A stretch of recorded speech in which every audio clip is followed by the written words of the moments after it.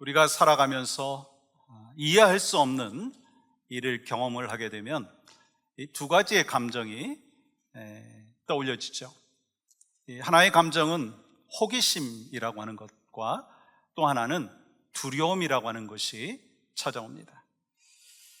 그리고 이 호기심과 두려움이 복잡하게 얽히면서 몇 가지 반응을 하게 되는데, 먼저 단순한 호기심은요, 내가 이해할 수 없기 때문에, 내가 지금까지 경험하지 못했기 때문에 이게 뭐지? 어떻게 된 일이지? 무슨 일이지? 호기심을 갖게 된다는 거예요. 근데 그냥 우리가 호기심으로 끝나면 무슨 소용이 있겠습니까? 두 번째는 두려움이에요. 내가 이해할 수 없는 일들이 일어났을 때 어떤 결과를 가져올 것인가? 아니, 앞으로 어떻게 될 것인가? 그래서 어떤 두려움이 찾아오게 되면 두려움에 깊이 빠지게 되고, 뿐만 아니라 두려움에서 벗어나지 못하는 경우가 종종 우리에게 있습니다.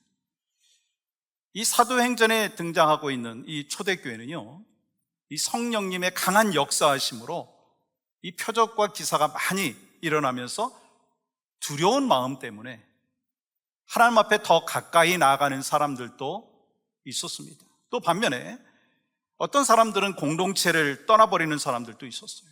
아마도 그들 가운데는 이 사도들을 핍박했던 종교 지도자들과 그들을 따르고 있었던 그 추종자들이었을 것이다, 그렇게 생각을 합니다. 그러나 이 대부분의 성도들은 더 영적인 목마름을 갖고 갈증을 느끼면서 더 열심히 모였고 예배하기에 힘썼습니다. 그 결과 어떤 일이 나타나느냐면 이 표적과 기사가 일어났고 공동체의 기쁨으로 세워지는 역사가 있게 되었습니다. 그런 관점에서 보면 교회가 탄생했을 때, 이해할 수 없는 기적들이 일어났을 때 호기심과 두려움에 사로잡힌 사람들이 있었습니다. 얼마 전까지만 해도 특별한 사람이 아니었는데, 설교를 했는데 한꺼번에 3,000명, 5,000명이 예수 믿고 돌아오는 역사가 있었어요. 나면서부터 안진뱅이였던 그 사람이 막 일어나서 걷고 있는 거예요. 또한 교회가 믿음 안에서 한마음 한뜻이 되어서 서로 물건을 통용하고, 심지어 재산이 있는 사람들은요, 밭과 집을 팔아가지고 가난한 사람들에게 나눠주고 필요한 사람들에게 나눠주는 일이 있었다는 거예요. 여러분, 그러한 모습들이 사도들이 강요해서 일어난 것이 아니고 자발적으로 일어났던 일이었습니다. 이때 무서운 사건이 하나 터지죠. 바로 아나니아와 삽비라의 이야기입니다. 그들은 자신들의 이름을 드러내기 위해서 재산을 바쳤습니다. 결국 그 성령을 속이는 위선적인 말과 행동으로 인해서 하나님의 심판을 받아서 그 부부가 3시간 간격으로 죽게 되는 일이 일어났습니다. 여러분, 이러한 일들은 교회 전체에도 두려움을 주었고 교회 밖에 있는 그 사람들에게도 두려움을 주었습니다. 그렇지만 그 일은 교회가 하나님 앞에서 바른 신앙을 갖도록 만들어줬다는 거예요. 성령을 속이거나 성령을 시험하거나 성령에 대항하지 아니하고 성령 충만을 받아서 하나님 앞에서 진실된 삶을 살게 하는 데 역할을 했다는 거예요. 그 두려움은 많은 사람들이 예수 그리스도의 복음을 듣고 받아들이는데 큰 역할을 했습니다. 그래서 어떤 결과가 나타났습니까? 14절 말씀은 이렇게 기록합니다. 믿고 주께로 나오는 자가 더 많으니 남녀의 큰 무리더라. 이런 일이 나타난 거예요.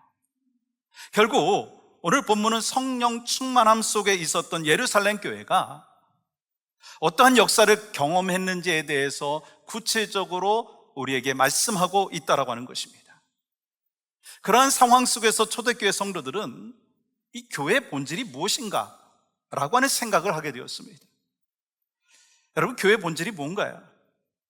우리 크리스찬의 본질이 뭔가요? 교회의 본질은 사람이 많고 적음에 있지 않습니다.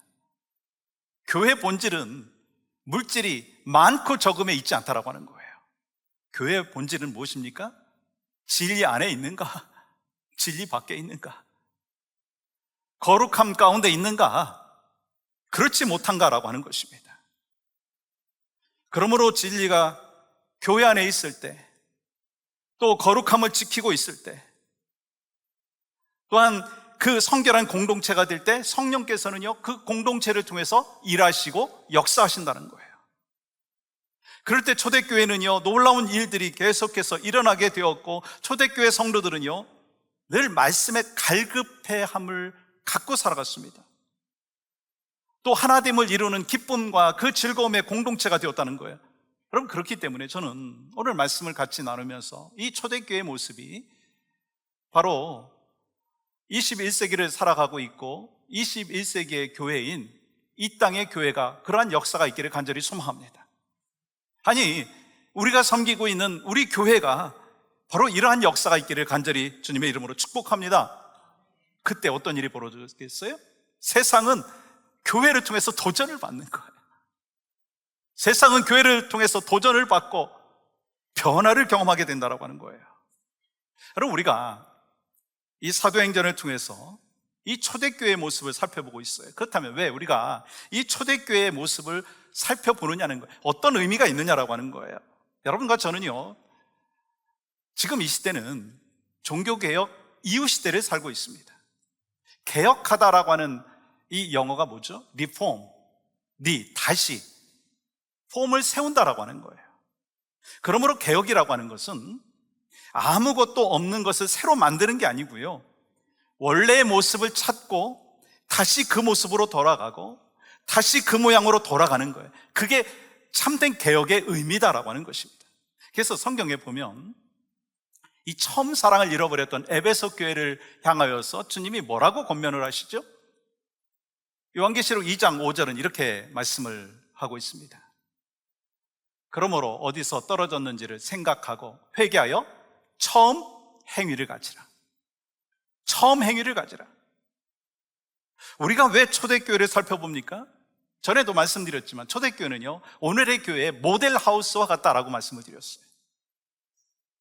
그러므로 주님이 원래 계획하시고 원래 의도하셨고 원래 생각하셨던 초대교회의 모습을 회복하는 것이 주님이 오늘의 교회를 향하여 뜻하신 것이다라고 하는 것입니다. 우리는 오늘의 교회의 모습을 보면서 지금 우리에게 없는 것이 무엇인가, 우리 교회가 꿈꾸는 그 교회는 어떤 모습인가라고 하는 것을 살펴보기를 원합니다. 여러분, 오늘 본문의 말씀을 보면 이 초대교회는 어떤 특징이 있느냐면 표적과 기사가 많이 일어나는 공동체였다는 거예요. 초대교회는 표적과 기사가 많이 일어나는 공동체였습니다. 여러분, 15절 말씀은 그것을 증거하고 있습니다. 사람들의 손을 통하여 민간과 표적과 기사가 많이 일어나매 믿는 사람이 다 마음을 같이하여 솔로몬 행각에 모이고. 여러분, 초대교회는 사도들을 통해서 많은 기적이 일어났죠. 이 교회가 성령의 능력을 가지고 하나님의 임재하심을 경험할 때 사도를 통해서 많은 기적이 일어났다라고 하는 거예요. 여러분, 이러한 기적은 하나님께서 행하신 슈퍼내추럴한 역사입니다. 초자연적인 역사입니다. 하나님만이 행할 수 있는 놀라운 기적이었죠. 또 하나님 나라가 이 땅에 임한다라고 하는 것을 나타내는 사인이었습니다. 그러므로 표적과 기사는 이 사도들의 힘과 능력에 의해서 나타난 것이 아니고요, 성령님께서 직접 일하시고 간섭하시고 보여주신 사인을 의미하는 것입니다. 이 초대교회에 그러한 놀라운 역사가 일어나게 되면서 어떤 일이 벌어졌다고요? 더욱더 믿는 사람의 숫자가 늘어났다는 거예요. 부흥의 역사가 있었다고 하는 거예요. 다시 말해서 성령께서 역사하시면 지금도 여러분과 저 안에 부흥의 역사가 일어나고 우리 교회 안에 부흥의 역사가 일어나게 될 줄 믿습니다. 또 성령께서 역사하시면 지금도 표적과 기사가 우리의 삶 가운데, 교회 가운데 일어나게 될 줄 믿습니다. 근데 어떤 분들은 이런 질문을 해요. 왜 초대교회는 그렇게 표적과 많은 기사가 일어났었는데 왜 우리에게는 그런 일이 나타나지 않는 것입니까? 여러분, 뭐가 문제죠? 하나님은 문제가 하나도 없으세요. 우리에게 문제가 있다라고 하는 거예요. 하나님께서는 과거에도 지금에도 변함이 없으신 분이신 줄 믿습니다. 예수 그리스도는 어제나 오늘이나 변함없으신 줄 믿습니다. 근데 우리가 변한 거예요. 교회가 변한 거예요. 지금도 선교지에서는요, 이 표적과 기사를 사모함으로 인하여 표적과 기사가 엄청나게 일어나고 있습니다. 그러나 오늘의 교회는요, 초대교회와 같은 그 사모하는 마음이 많이 약해졌어요. 죄송하지만 저에게도 그렇고 여러분에게도 그렇지 않느냐라고 하는 거예요. 그렇다면 여러분, 어떻게 표적과 기사가 다시 회복될 수 있고 다시 일어날 수 있느냐는 거예요. 여러분, 초대교회는요, 어떻게 표적과 기사가 일어났습니까? 사도행전 4장 30절 말씀 보시면 그 해답이 나와 있거든요. 손을 내밀어 병을 낫게 하옵시고 표적과 기사가 거룩한 종 예수의 이름으로 이루어지게 하옵소서 하더라. 초대교회는요, 표적과 기사를 위해서 먼저 뭐 했어요? 기도했다는 거예요. 그렇기 때문에 기도했을 때 오늘 본문 12절 그 전반절에 기도의 응답이 있지 않습니까? 다시 한번 12절 말씀을 보시면 이렇게 기록하죠. 사도들의 손을 통하여 민간에 표적과 기사가 많이 일어나매. 여러분, 또 16절 말씀 보시면 이렇게 기록합니다. 예루살렘 부근에 수많은 사람들도 모여 병든 사람과 더러운 귀신에게 괴로움 받는 사람을 데리고 와서 다 나음을 얻으니라. 이 초대교회는요, 표적과 기사를 위해서 뭐 했다고요? 기도했다는 거예요. 그런데 여러분과 저는 오늘은 어떤가라고 하는 거예요. 손을 내밀어 병을 낫게 하여 주시옵소서. 표적과 기사가 예수 그리스도의 이름으로 나타나게 하여 주시옵소서. 그렇게 얼마나 기도하고 있느냐는 거예요. 사랑하는 여러분, 우리 주님은 기적을 베푸실 수도 있고 베풀지 아니하실 수도 있어요. 그리고 주님은 성경을 통해서 우리에게 말씀을 하실 때도 있고 침묵으로 말씀하실 때도 있습니다. 그렇기 때문에 우리는 이 주님이 말씀하실 때 은혜로 받고 주님의 기적을 베풀어 주실 때 믿음으로 반응해야 된다는 거예요. 그때 어떤 일이 나타납니까? 믿는 사람이 다 마음을 같이 하여. 여러분, 12절 하반절은 이렇게 기록하죠. 믿는 사람이 다 마음을 같이 하여. 저를 한번 따라해 보시겠어요? 다 마음을 같이 하여. 여러분, 이 말씀은 이 초대교회 부흥의 원인이 뭔가라고 하는 것을 말씀합니다. 첫째, 믿는 사람이 다 마음을 같이 했어. 초대교회 능력의 역사가 나타났다라고 하는 것은 믿는 사람이 다 마음을 같이 했고, 두 번째는 뭐냐면 모이기에 힘썼다는 거예요. 이 초대교회에 이 놀라운 표적과 기사가 일어나게 되었던 것은 다 마음을 같이 하고 그 다음에 모이기에 힘썼기 때문인 것입니다. 이를 위해서 필요한 게 뭐였을 거예요? 자기의 주장, 자기의 의견, 자기의 고집을 희생하는 것이었어요. 이 하나 되기 위해서 개인의 생각을 희생할지라도 그것을 감수할 수 있어야 된다고 하는 거예요. 이 초대교회 성도들은 교회를 위해서 그러한 희생을 감당했다는 것입니다. 그로 인해서 초대교회는 부흥의 역사를 경험했어요. 또한 이 기적을 통해서 성도들이 한마음이 되었다는 거예요. 여러분, 기적 중에 기적이 뭔지 아십니까? 한마음이 되는 거예요. 가정이 한마음이 되는 거고요, 교회가 한마음이 되는 거예요. 우리가 살아가면서 늘 경험하지 않습니까? 부부가 한마음이 되는 거예요. 여러분, 쉽습니까? 결코 쉽지 않아요. 가정이 하나가 되는 거 쉽지 않아요. 교회가 하나 되는 거 더더욱 쉽지 않아요. 여러분, 겉모습으로 보기에는요, 뭐 다 하나인 것 같지만 속으로 들어가 보면 이런저런 갈등들이 있지 않습니까? 여러분, 부부가, 가족이 하나가 되는 것이 그렇게 힘든데 어떻게 살아온 그 배경이 다르고 지금 다른 상황 속에서 살고 있는 이 교회 공동체 안에 성도들이 어떻게 하나가 될 수 있느냐라고 하는 거예요. 그런데 여러분, 한 마음은 공동체에서 절대적으로 필요한 것이고 또한 그것이 가능하다는 거예요. 그렇다면 어떻게 이 공동체 안에 하나됨이 가능할 수 있느냐는 거예요. 우리 모두가 성령의 역사하심에 순종을 하게 되면 하나가 될 수 있는 거예요. 그러므로 성령의 역사는요, 이 교회 공동체의 특징은요, 믿는 사람이 다 마음을 같이 하는 거예요. 막 서로 인간적인 친분이 있어가지고 만나가지고 밥 먹고 이 교제하고 그 정도가 아니고 서로의 마음 안에 계신 성령 안에서 서로 교제하고 삶을 나누고 신앙의 고백을 나누는 그 아름다운 모습이 있어야 된다는 거예요. 그러므로 동일한 믿음을 가진 사람들이 함께 모여서 마음을 같이 할 수 있는 곳이 어디냐면 교회라고 하는 거예요. 왜요? 우리가 같은 주님을 섬기잖아요. 또 함께 우리가 예배하잖아요. 서로 교제하면서 이미 하나가 되신 그 성령 안에서 우리가 하나됨을 지킬 수 있는 것입니다. 다시 말해서 성령님께서 역사하시면 지금도 여러분과 저의 삶의 공동체는 하나를 지킬 수가 있는 것이고, 또한 하나됨을 통하여 하나님께서 일하시는 그 역사하심을 경험할 수 있는 것이고, 또 기도했을 때 표적과 기사는 지금도 여러분의 삶과 가정 가운데, 교회 가운데 일어나게 될 수 있는 줄 믿습니다. 여러분, 가정의 문제가 무엇인가요? 교회의 문제가 뭘까요? 아니, 이 나라의 문제가 뭐죠? 하나가 되지 못했다는 거예요. 그럼 누가 하나가 되게 할 수 있습니까? 성령님께서 오시고 성령님이 임재하시면 하나됨의 은혜는 공동체 가운데 있게 되는 줄 믿습니다.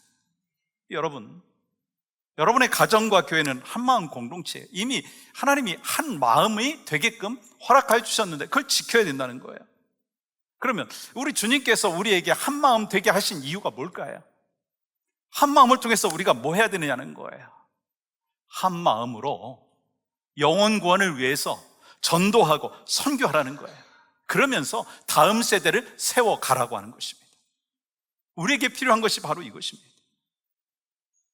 우리는 성령님께서 감동을 주실 때 마음의 완고함이 아니라 소프트한 마음으로 받아들이고 그 말씀에 순종함의 은혜가 있어야 된다는 것입니다. 여러분, 초대교회 기적의 목적이 뭡니까? 예수 그리스도의 이름에 능력이 있다는 것, 또 예수님께서 부활하셨다, 살아서 역사하신다라고 하는 것을 보여주고 믿게 하고 그것을 통해서 하나님께 나오게 하는 것이 목적이었어요. 그리고 병 고치는 그 기적은요, 수단에 불과했다는 거예요. 근데 만약에 우리가 목적을 잊어버리고 수단에 불과한 그 기적을 신앙생활의 목적으로 삼는다면, 그리고 또한 그 기적이 교회의 목적으로 삼는다면, 여러분, 그건 종교 생활을 하게 되는 것이고 신앙생활과 그리고 이 교회는요, 혼란에 빠질 수밖에 없다고 하는 거예요. 그러므로 여러분과 저는요, 기적 자체가 목적이 되지 않기를 원합니다. 우리 모두는 예수 그리스도의 이름의 능력을 사모하는 것이 우선순위가 되기를 간절히 소망합니다. 그렇게 했을 때 하나님께서 어떤 일이 우리에게 허락되어지느냐면, 기도하고 간구하였을 때 동일하게 표적과 기사는 일어나게 된다는 거예요. 하나됨을 통해서 하나님께서 맡겨주신 사명들을 감당할 수 있는 은혜를 베풀어 주시는 거예요. 그러한 사명을 감당하는 축복의 공동체가 바로 우리 교회가 되기를 주님의 이름으로 간절히 소망합니다. 또한 두 번째는, 우리가 꿈꾸는 교회는 또 우리 교회가 이 초대교회와 같이 하나님의 칭찬을 받을 뿐만 아니라 세상의 칭찬을 받아야 된다는 거예요. 우리가 하나님 앞에 칭찬을 받는 거 당연하죠. 근데 세상의 칭찬을 또한 받아야 된다는 거예요. 여러분, 이 초대교회는 그러한 세상의 칭찬을 받았어요. 그럼 13절은 이렇게 기록합니다. 그 나머지는 감히 그들과 상종하는 사람이 없으나 백성이 칭송하더라. 이 초대교회는 놀랍게도 하나님뿐만 아니라 사람들로부터 칭송을 받았다 기록하고 있습니다. 이 교회에 아나니아와 삽비라와 같은 그 무서운 사건이 일어났지만 신앙의 동요가 없었어요. 어떻게 교회 안에 저런 일이 벌어지지? 예수 믿는 사람들 가운데 어떻게 저런 일이 벌어지지? 라고 하는 동요가 일어나지 않았습니다. 아니, 다른 성도들은 오히려 더 열심히 모여서 하나님을 섬기면서 귀한 믿음의 여정들을 걸어가는 모습을 보였다라고 하는 거예요. 이 교회 안에 아나니아와 삽비라와 같은 무서운 일이 교회 안에 일어났음에도 불구하고 사람들이 교회를 칭찬했다는 거예요. 사람들이 많이 모인다, 그걸 칭찬한 게 아니고요, 교회다운 교회였기 때문에 칭찬을 했다는 거예요. 그래서 14절 말씀에 이렇게 기록하잖아요. 믿고 주께로 나오는 자가 더 많으니 남녀의 큰 무리더라. 성령 충만한 사도들과 성도들이 있었던 예루살렘 교회에 더 많은 사람들이 나오게 되었고, 그렇게 예수 믿는 사람들이 늘어나게 되었습니다. 또한 사도행전 2장 47절의 말씀은 이렇게 기록하고 있어요. 하나님을 찬미하며 또 온 백성에게 칭송을 받으니 주께서 구원받는 사람을 날마다 더하게 하시니라. 초대교회는 놀랍게도 사람들한테도 칭송을 받았어요. 그렇다면 오늘날 성도들은 어떤가? 아니, 저는 말씀을 준비하면서 오늘날의 목회자는 어떤가? 오늘날의 교회는 어떤가? 손가락질 받고 치탄받고 있지는 않느냐라고 하는 것입니다. 오늘 본문에 나오고 있는 이 칭송이라고 하는 이 한국말 원어의 의미는 뭐냐면 매력, 호감이라고 하는 거예요. 매력, 호감. 그러니까 초대교회는요, 매력 있는 공동체였어요. 호감이 있는 공동체였다는 거예요. 그래서 사람들이 교회 공동체로 나왔다는 거예요. 여러분, 이게 참 중요한 거 아십니까? 여러분, 왜 믿지 않는 사람들이 교회와 복음에 대해서 멀리하고 관심이 떠나고 있는지 여러분 아시느냐는 거예요. 믿는 사람들의 삶이 흐트러졌기 때문이다라고 하는 거예요. 여러분, 본받을 것이 없는 그 성도들의 삶과 태도 때문에 많은 사람들이 복음을 외면하고 교회를 떠난다라고 하는 거예요. 왜 오늘의 교회가 무기력해졌는가? 살아서 역사하시는 예수님을 경험하지 못하고 있기 때문인 거예요. 성령 충만을 경험하지 못하고 있기 때문이다라고 하는 거예요. 그러나 여러분, 성령 충만하게 되면 어떻게 되는 줄 아시죠? 다 변하게 되어 있어요. 성령 충만하면 우리 인생이 변합니다. 아멘이신가요? 성령 충만하면 우리의 가정이 변해요. 아멘이시죠? 성령 충만하면 교회가 변해요. 여러분과 저의 삶 가운데 성령 충만한 은혜가 있으면 막 생기가 있고 활력이 있고, 더 이상 세상에서 즐거운 것이 아니라 예배하는 것이 기쁘고 말씀 훈련 받는 것이 행복이고 감사가 있다는 거예요. 그런 교회 공동체에는요, 기쁨의 공동체이고 즐거움이 넘친다는 거예요. 그것이 바로 여러분의 가정이 되기를 원하고 우리 교회가 되기를 소망합니다. 얼마 전에 어느 성도님이 이런 말씀하시더라고요. 자신이 수년 전에 정말 성령 충만한 마음과 기쁨이 있었대요. 근데 요즘에 많이 식어지셨다고 얘기하시더라고요. 그러면서 뭐라고 말씀하시냐면, 다시 그때의 마음을 회복하고 싶다고, 그때의 마음을 좀 회복하고 싶다고. 먼저 우리에게 그러한 사모하는 마음이 있어야 돼요. 그리고 갈급한 마음으로 성령 충만을 위해서 말씀 앞에 나가야 되고, 기도의 자리로 나가야 되고, 예배에 충실할 때 성령님께서 역사하여 주시는 거예요. 회복시켜 주신다는 거예요. 우리가 잘 알고 있듯이 이 예수님의 제자들이 십자가 지신 그 예수님을 바라보면서 무기력해졌고 패배감 속에 있었습니다. 그런데 성령의 충만한 은혜를 경험을 했을 때 모든 게 바뀌었어. 모든 게 바뀌었어. 성령의 권능을 입고 막 활기가 찼고, 그래서 결국은 어떻게 살았어요? 증인의 사명을 감당했다는 거예요. 세상 사람들에게 부러움의 대상이 되었습니다. 여러분, 그렇게 제자들의 가슴에 불타오르는 그 부흥의 불길은요, 또 다른 사람에게 전달되어져서 예루살렘 교회에 큰 부흥이 일어났다는 거예요. 그리고 세상 사람들에게 거룩한 그 두려움과 호감을 주는 공동체가 되었다는 거예요. 우리는 교인의 숫자가 막 늘어나면 부흥했다 그런 이야기 하잖아요. 근데 진정한 부흥은 뭐냐면 우리 안에 생명이 회복되어지는 거예요. 생명의 역사가 있어야 되는 거예요. 변화의 역사가 있어야 되는 거예요. 개혁의 역사가 있어야 되는 거예요. 여러분과 저의 안에 이번 VIP 초청 잔치를 하면서 무엇이 있느냐는 거예요. 저는 소망하는 마음이 있어요. 목사인 저에게 잃어버린 영혼을 향한 갈급한 마음, 전도하겠다라고 하는 그 불타는 마음이 회복되기를 원하는 마음이 있어요. 왜 아멘 안 해주세요? 저만이 아니라 이 목자들이 먼저 영혼 구원을 향하여서 불타는 마음이 회복되기를 소망하는 마음이 있습니다. 아니, 제 마음이 아니라 주님의 마음이 그렇다는 거예요. 목자가 불타오르는 그 마음을 갖고 목원들과 더불어서 어떻게 하면 이번 계기를 통해서 잃어버린 영혼을 주님 품으로 인도할 것인가? 하나님, 그 마음을 회복시켜 주시옵소서. 그 마음이 있으면 하나님이 그것을 통해서 기뻐하심을 받는다는 거예요. 여러분, VIP 초청잔치 해가지고 몇 명이 왔느냐? 그건 주님의 관심사도 아니고 솔직히 저도 그렇게 큰 관심이 없어요.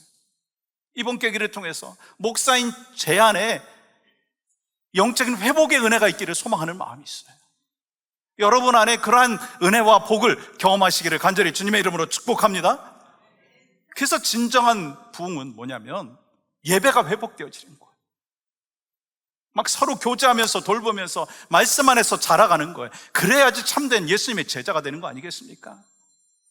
우리 교회가 뭐 뜨뜻미지근한 그 신앙생활을 하면서 그냥 교회만 왔다 갔다 하는 그런 신앙인의 모습이 아니라 정말 하나님께서 우리에게 주신 그 불타는 마음이 있고 간절한 마음이 있고, 그래서 주님 안에서 예배할 때 감격이 있고 막 모여서 성도의 교제를 할 때도 정말 더 밝고 더 따뜻하게 성도의 교제를 나누면서 그러한 소문이 날 때 믿지 않는 사람들이 교회를 바라보면서 칭찬을 하지 않겠느냐는 거예요. 여러분, 세상의 칭찬이 중요하지 않다라고 혹시 생각하시면 그 오산입니다. 왜냐하면 교회를 바라보면서 칭찬을 해야지 믿는 사람이 더 늘어나는 거예요. 하나님의 칭찬 물론 중요하죠. 그게 가장 기본입니다. 그러나 사람들의 칭찬을 받을 수 있도록 우리가 힘써야 되는 거예요. 그리고 15절 말씀 보세요. 심지어 병든 사람을 메고 거리에 나가 침대와 요 위에 누이고 베드로가 지날 때 혹 그의 그림자라도 누구에게 덮일까 바라고. 이제 많은 사람들이 나와서 예수님을 영접하고 하나님의 자녀가 되는 가운데 병든 사람을 메고 나왔어요. 이 베드로와 사도들이 지나가는 그 길에 그들의 그림자라도 덮이면 고침받을까? 그런 생각을 하고 있었습니다. 여러분, 이거는 뭐 미신적인 행위가 아니에요. 그만큼 사도들이 전하는 예수 그리스도의 능력, 성령의 능력을 간절히 사모하고 소망했다라고 하는 거예요. 여러분, 그러한 마음이 누구의 마음이 되어야 되겠습니까? 여러분과 저의 마음이 되기를 주의 이름으로 간절히 소망합니다. 물론 지금 우리에게는요, 이 베드로의 그림자가 필요 없어요. 왜요? 성령님께서 지금도 역사하시고 우리와 함께하고 계시기 때문에. 사랑하는 여러분, 여러분은 주님의 은혜가 여러분 가운데 한 번이라도 경험되어진 적이 있으십니까? 다시 한번 질문하겠습니다. 여러분의 10년 가운데, 여러분의 삶 가운데 주님의 은혜를 경험한 적이 있으십니까? 그렇다면 그 후의 삶은 어땠느냐는 거예요. 그 은혜와 맛을 경험한 여러분들은 어떻게 살고 있느냐라고 하는 거예요. 그때 그냥 은혜를 경험하고 그 맛을 경험하고 난 뒤에 누군가 떠올려졌다면 그 사람에게 정말 이 복음을 들고 갔었느냐라고 하는 것입니다. 병자들을 데리고 온 사람들의 모습이 저는 여러분과 저의 모습이 되기를 소망하는 마음이 있습니다. 우리는 이기적인 세상의 가치관과 정반대인 하나님의 가치관과 십자가 복음을 이미 경험했어요. 여러분 경험하셨죠? 제가 질문하면 잘 답변해 주시면 좋겠어요. 여러분, 주님의 은혜를 여러분 경험하셨죠? 그러면 우리는 그 은혜를 경험했으면 그것을 이 가족들에게, 친척들에게, 아니 이웃들에게 얼마나 전했느냐라고 하는 거예요. 생명의 소식을 전했느냐라고 하는 거예요. 내가 경험한 예수님 진짜예요. 내가 예수 믿으니까 정말 너무 기뻐요. 예수님이 저한테 생명 주셨어요. 저에게는 소망이 있어요. 그 신앙의 고백을 하면서 살았느냐는 거예요. 여러분, 초대교회와 오늘의 교회가 무엇이 다릅니까? 초대교회는 사람들을 끄는 매력이 있었어요. 사람들을 끌어내는 매력이 있었어요. 근데 오늘의 모습은 어떻는가?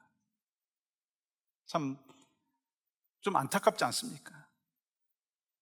사람들 쫓아다니면서 제발 이 전도지 좀 받아주세요. 제발 이 전도지점 좀 읽어주세요. 제발 교회 좀 나가주세요. 우리 교회로 와주세요. 여러분, 그 모습이 아니라는 거예요. 그렇다면 여러분, 초대교회 성도들이 세상에 호감을 주기 위해서, 막 칭송을 받기 위해서 어떤 노력을 했나요? 성경은 어떤 노력을 했다라고 하는 기록이 없어요. 어떻게 칭송을 받았죠? 어떻게 매력이 있었죠? 어떻게 호감이 있었죠? 성도가 성도다울 때, 교회가 교회다울 때, 예배가 예배다울 때, 그곳에 성령께서 역사하시기 때문에 세상 사람들이 교회를 향하여서 궁금해했다라고 하는 거예요. 호감을 가졌다라고 하는 거예요. 매력을 가졌다라고 하는 거예요. 여러분과 제가 섬기고 있는 우리 교회가 그런 매력이 있고 호감이 있는 교회가 되기를 소망합니다. 여러분, 우리 교회 OCYN에 하나님의 역사가 일어난다더라. 그곳에 가면 예배다운 예배를 드릴 수 있다더라. 하나님의 살아계심을 경험한다더라. 그렇게 소문이 나서 소망하는 마음이 있습니다. 우리 교회에 믿지 않는 영혼들이 몰려오는 역사가 있기를 소망합니다. 우리 교회가 그래서 매력적인 교회, 호감이 있는 교회, 그런 교회가 되어서 세상의 칭송을 받고, 그래서 믿는 자가 더 많아지는 역사. 여러분, 빈자리 채우자라고 하는 얘기가 절대로 아닌 거 여러분 꼭 기억하십시오. 먼저 내 안에 불타는 마음이 있고 그 성령의 충만한 은혜가 있어야지 이 신앙생활의 참된 의미와 기쁨을 누릴 수 있지 않습니까?